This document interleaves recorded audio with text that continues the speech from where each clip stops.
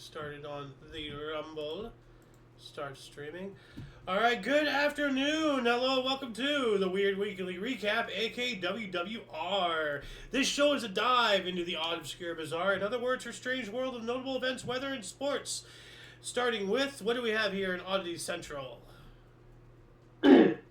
Court bans woman from entering brother's room to clean it against his will. What? Okay, it says here, Singapore family court recently issued a partial domestic exclusion order against a woman who had allegedly been forcefully entering her adult brother's room to add at odd hours of the night to clean. Okay, that's not nice. On October 31st, two Singaporean siblings obtained court orders against each other following a bizarre legal dispute that left the judge scratching their head. A woman managed to get a protection order against her brother who had been reportedly physically assaulting her, while he got a domestic order banning her from entering his room, which happens to be why he assaulted her in the first place. A third sibling told the court that tensions between the two had been rising for years, particularly because their sister would come into the brother's room in the middle of the night to clean it, infringing on his privacy and preventing him from sleeping. One day the man just snapped.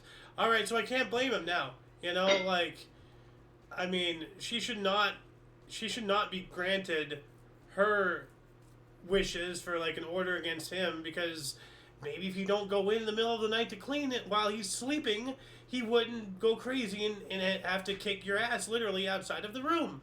But maybe I'm crazy, you know? This is nuts.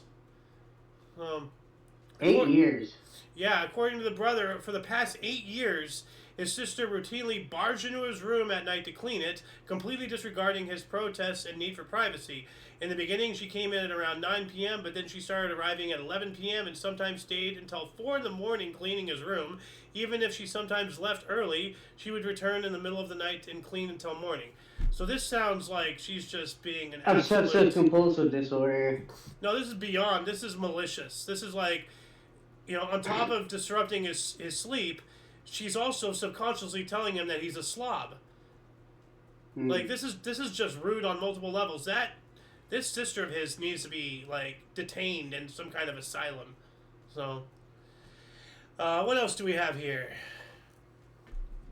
Chinese woman faces divorce after giving birth to a dark-skinned baby.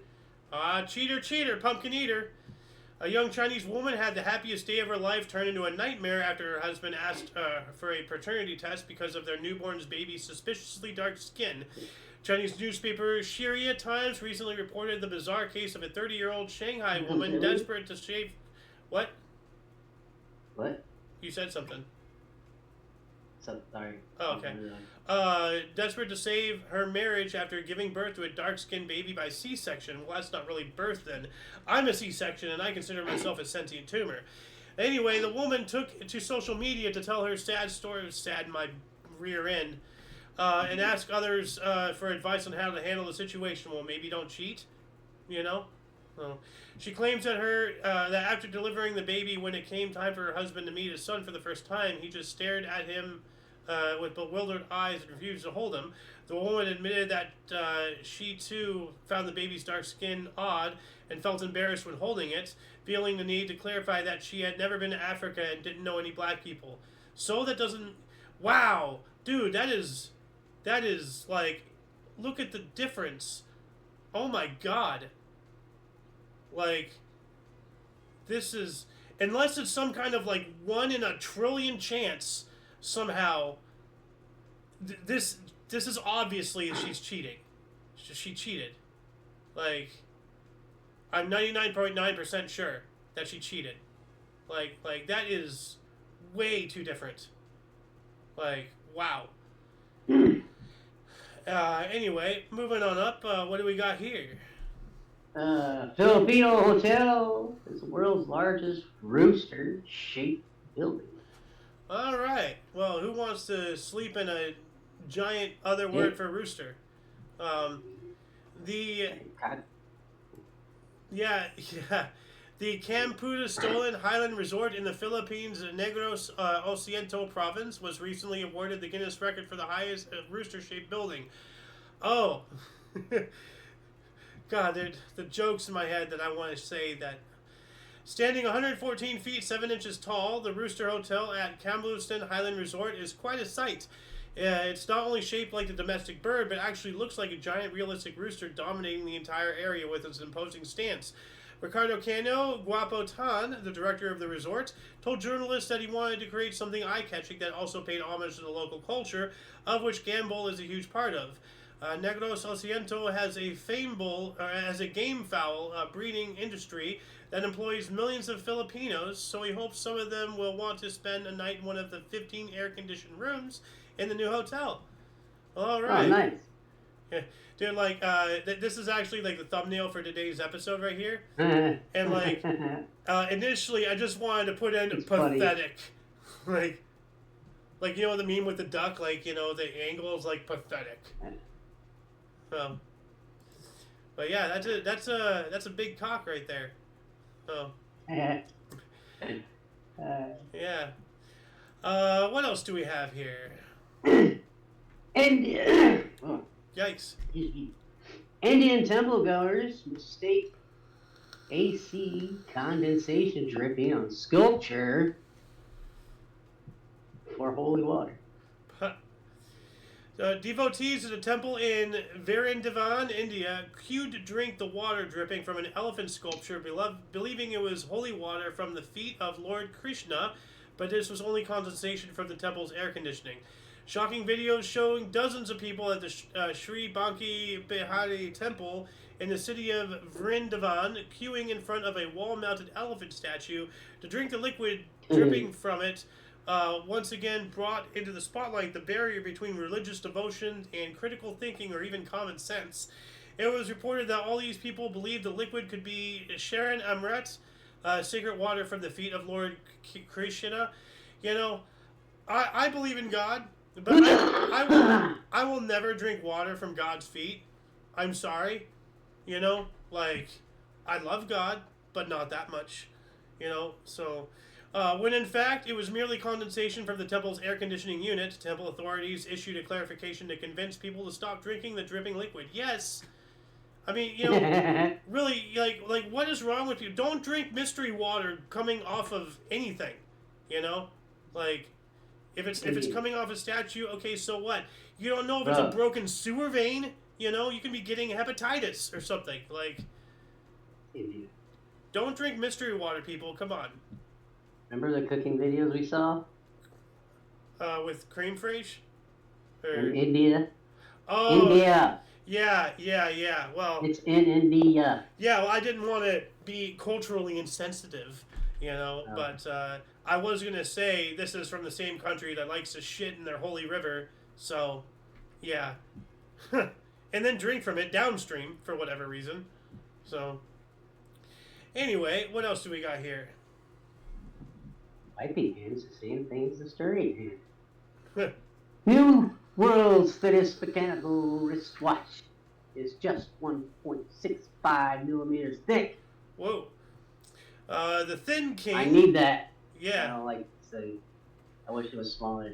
Actually, you know, very fitting because the name, the Thin King, and I was actually going to say, nice. I know a Thin King, by Russian watchmaker Konstantin Shaikin, is only 1.65 millimeters thick, making it the world's thinnest mechanical wristwatch. Look at that thing. That is, like, not really thicker than the actual strap. So, says here, the arms race for the world's thinnest wristwatch has been in full swing for a few years now, with some of the most prestigious watch bands on Earth trying to one-up each other with ingenious designs. The latest to claim the coveted title, it's independent watchmaker Konstantin Shaikin with his Thin King prototype, a 1.65 thick masterpiece that is so incredibly thin that it needs a special wristband. Wow. I can't wrap my mind around that.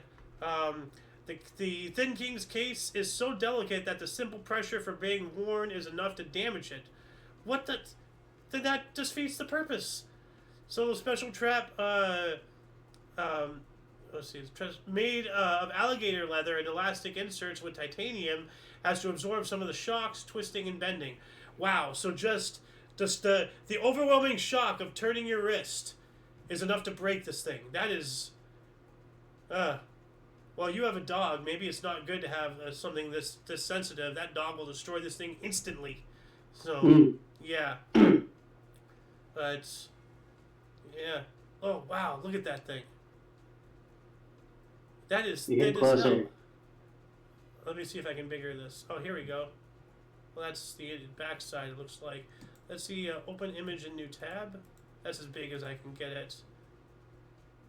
And there is no video. Hold on, let's see if I can find it on YouTube here real quick. Thin King Watch. Oh, here it is. Oh, okay, so this is a whole thing. They did a 9-minute video. That's an hour long. Holy crap. So they talk about the watch there in Geneva. Hey, that's something. So, what else do we got here? Sick man brought to bank on hospital bed to confirm his identity. You know, what's really sick? There was a day where I could have predicted this was China, you know, for sure. But this sounds like this country too. You know, I can't distinguish it anymore. A severely sick Chinese man was pushed to a local bank branch on a hospital bed by his family in order to confirm his identity for a money transfer. Wow. A video that has been doing the rounds on Chinese social media shows a woman struggling to push a man in the hospital bed in a Shandong province bank after being told that the only way to access his account was to confirm his identity in person. Despite explaining to the bank manager that the account holder was hospitalized because of severe health problems, the family was told that the only way to access their account was to bring them there in person. The man was so sick that he could not move on his own, but even evidence of his hospitalization failed to convince the bank staff, so they had no choice but to figure out a way to bring him in for identity confirmation. If this isn't a wake-up call that the bankers need to be overthrown, I don't know what is. Like, I mean, they had to literally bring in somebody who could not move on a freaking gurney to prove that he was who he was. This is absolutely... Like, disgusting does not even begin to scratch the surface of this. Gross. I hope this manager gets fired and never has a job again for the rest of his life and ends up under a bridge by the river. Not even with a van. Screw that guy. Doesn't even deserve to be in a van by the river. So, yeah. What else do we got? Oh, yeah, this is a warning to people here. Suspected tar balls on Sydney beaches actually poop-filled fat birds. So you remember what a fatberg was? Or is? Remind me. Basically, in the sewers, like, Yeah. all the fat and mass in there congeals and makes a sewer iceberg or a fatberg. So, essentially, if you're in beaches, you know, like mysterious black balls that washed up on Sydney, Australia beaches were initially suspected to be tar balls, but turned out to be miniature fatbergs containing human poo. So if you see, if you see black balls, how's that getting in there? Yeah, well, obviously a sewer leak or maybe stuff came back with the tides, because like those sewer pipes from sewer treatment plants go way out into miles and just dump it into the ocean, but the currents can bring it right back. And I believe that's what happened here, or maybe a breach. But whatever the case, if you're on the beach and you see something not normally on the beach, just don't touch it, you know? Not even, you know, if it doesn't look like a fatberg, it could be, you know, it can be like something poisonous, it could be something not good. You know, just don't mess with things. Like, simple rule of thumb. This one's intriguing.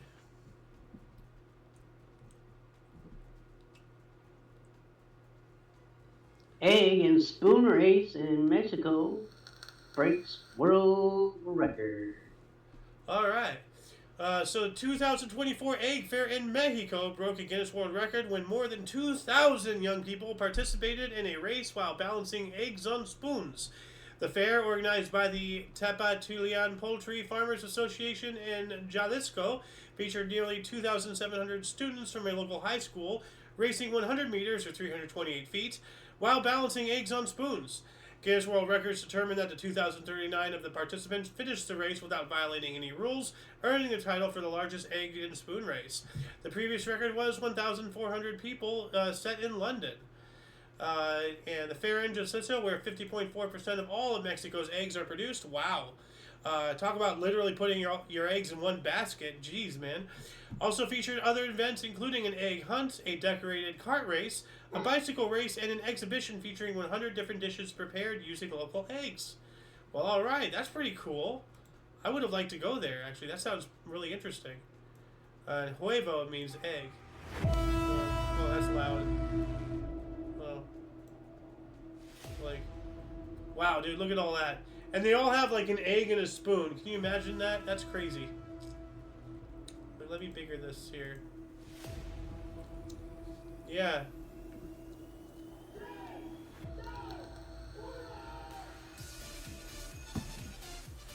That's wild, dude.